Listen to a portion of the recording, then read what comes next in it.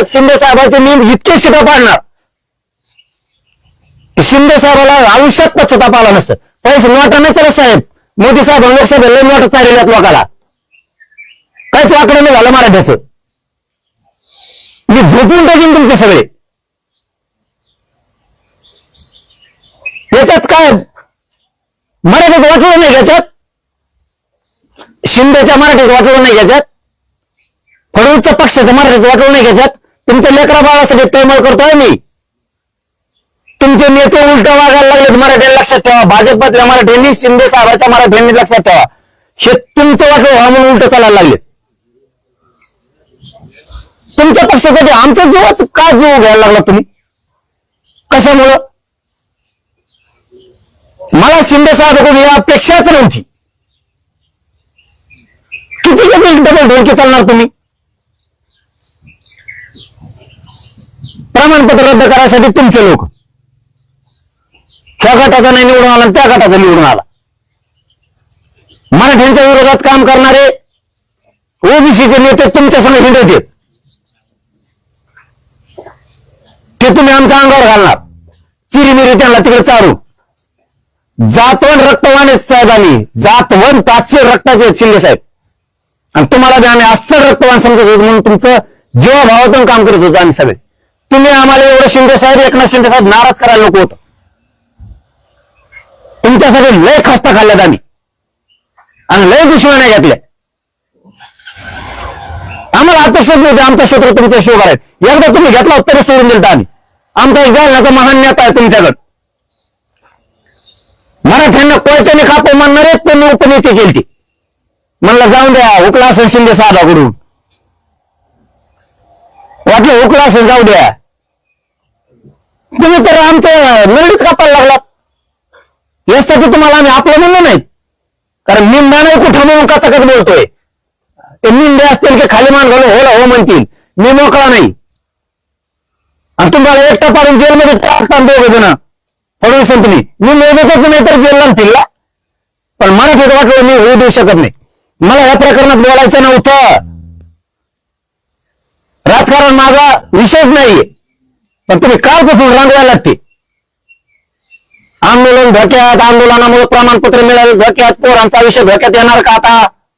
कसं रद्द केले रे? काय कारण रद्द करायचे? त्या बावनकुळे सांगितलं रद्द केले. काहीच कारण नाहीत ना. बावनकुळे मालक झाला का फडणवीस सरांचा? काय चुकीचं बोलतोय विखे पाटील मी आणि लाडसाहेब, काय चुकीचं बोलतोय मी? करू दे मला तुमच्या पोराचं पुरीचं वाटलं, तेव्हा सहन होतंय का लाडसाहेबाला विखे पाटलाला बघू? करू द्या आम्हाला वाटलं. तुम्हाला तुमच्या पोरा जेलमध्ये घालतो तुम्ही केलेला भ्रष्टाचारात. आम्हाला माहिती तुमचा काय भ्रष्टाचार आहे. मला त्या भानगडीत उतरू नका. महाआरक्षणासाठी चाललं चलू द्या. मी इतका खुनशी आहे ना, एखाद्या मात्यात बसलो ना, तो किती गुंडन दादा असू दे, मी त्याचा बाजारातून ठेवतोय. तुमचे इतके भ्रष्टाचार आहेत, जेलला सोडीन तुम्हाला मी. नाही, लेकर सुखाने खायला लागलेत, गरीबाचे लेकर शिकायला लागलेत, नोकऱ्याला लागायला लागलेत. तुम्ही खरं असून फाशीला लटकायला लागलात आणि मराठ्यात गैरसमज पसरायला लागलेत. आमचे बी काय अभ्यास कुठून आले इच्छे ते काय माहित, दगडा घालून इच्छे निघाल्यासारखे. आम्ही त्यांना जवळ करतो, एक दिवस आमचं राहतील, दुसऱ्या दिवशी दुसऱ्या सगळं राहतील. अरे अशा टायमाला जातवान वागावं लागतं, अभ्यासकांनी समन्वयकांनी. आपली जात धोक्यात आणली, हे सगळं खरं असून कच एका बाजूने बोललं पाहिजे. अरे मी चुकीचं असेल तर मला आंदोलन समजा थोबा राहणार ना. आज ते एकनाथ शिंदे साहेबांच्या त्या कॉलेजला बैठका घेता त्या नेत्याच्या, आणि तिथून आंदोलनाची उभारणी करता. पुढच्या तोंडाला काँग्रेसचा नेता घालता, म्हणजे म्हणाले काँग्रेसचं आमचं काहीच नाही. मी त्यातून आलेलो आहे शिंदे साहेब, एकनाथ शिंदे साहेब, मी त्यातून आलेलो आहे. मी बारीक आहे, पण मी लय कोण केलं राजकारण आता. आणि त्यांनी काँग्रेसमध्ये पुरा आयुष्य असंच घातले, आणि ते पनवती उलट्या पायाची काँग्रेसमध्ये गेल्यापासून काँग्रेसच संपलं.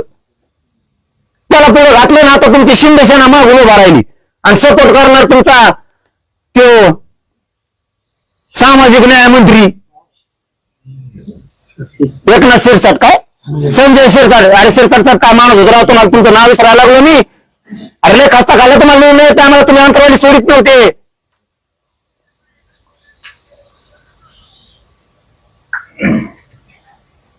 त्या परळीच्या टोळीसारखं तुमचा कारभार सुद्धा आता त्या पीएच्या हातात गेलाय. आधी त्याला सगळं सांगावं लागतं, बोलावं लागतं. अरे नेतेगिरी, जरा हे सगळं नेतेगिरी करू नका.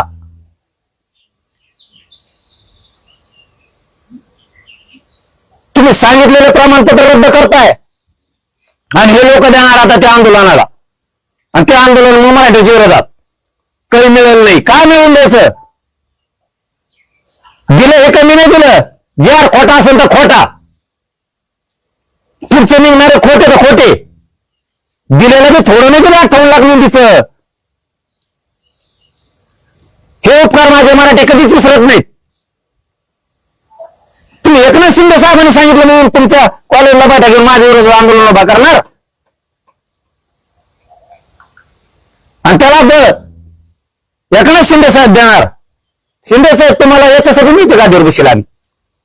तुम्हाला आता वाटत असेल आता निवडून आलो काय गुतलंय, असं नसतं ते. असं नसतं ते. ती भाप उतरायची ताकद आहे मायात. मी फडणवीस साहेब झाक उतरलेली, त्यांनी चांगल्या चांगल्या झाकी उतरल्या, मी ती झाक उतरलेली. लोकसभेला मी कचकटा केलेला आहे, आणि आता मराठीच्या जीवर बसलेले फडणवीस साहेब सुद्धा. व आम्हाला तुमच्या आईची बापाची शपथ, तुम्हाला मराठीने गादीवर बसू नाही द्या. तुम्ही आता म्हणत असता ओबीसीचा डीएनए ना आमका डीएनए, त्यावेळेस तुम्ही नेता कुठे घालते फडणवीस साहेब? राजकारणातून संपल म्हणून हे सगळं बाहेर नका काढायला मला फडणवीस साहेब. तुम्हाला तुम्ही ताळात कुणी नाही राहणार नाही जर सगळं काढलं तर. तुम्ही किती नेता कुठे घालते ना, आणि मराठीत वाटलं असं करताय. मला तुम्ही जेलात चढवा, मला गोळ्या घालून मारा, पण माझ्या मराठ्यांच्या लेकराचं वाटलं करू नका. आणि मराठ्यांनी सुद्धा आता गाफील राहू नका. लोक फक्त गैरसमज करायला बसलेत. शेवटचं मराठ्यांना सांगतो, लोक चांगल्या माणसाला टिकू देत नाही चांगलं काम करणार. त्याला एकटं पाडायचं आणि बाजूला सरकायचं, मग चट्टे चट्टे पुन्हा सुरू. ही उद्योग निवड सुरू झालाय आता,